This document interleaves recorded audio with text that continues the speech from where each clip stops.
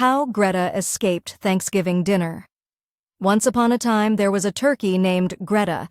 Greta wasn't just any turkey, she was the smartest turkey on the farm. Every morning she would sneak behind the barn and eavesdrop on the farmers. That's how she learned a terrible secret. On Thanksgiving, turkeys weren't the honored guests, they were the main course. "Oh no, this is not the life I dreamed of," thought Greta. She decided to escape. But where could she go? The forest was full of foxes, the city was too confusing, and the geese by the pond had already iced over their swimming hole for the winter. As Thanksgiving Day approached, Greta saw the farmers sharpening their knives and setting up a giant pot. She knew she had to act fast. So, she came up with a brilliant plan. She would pretend to be sick.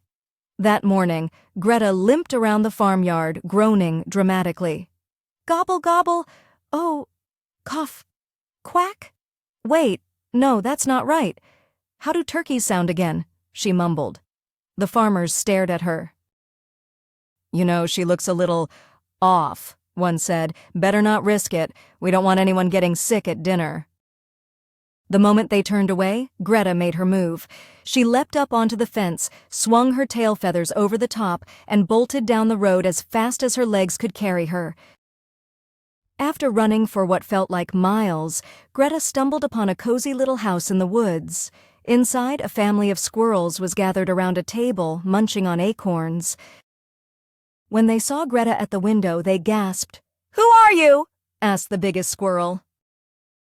"I'm, your new neighbor," said Greta, trying to sound casual. "I heard there's room for one more at your Thanksgiving feast." The squirrels welcomed her with open paws. They shared their acorns, roasted chestnuts, and even gave her a slice of their famous pumpkin pie.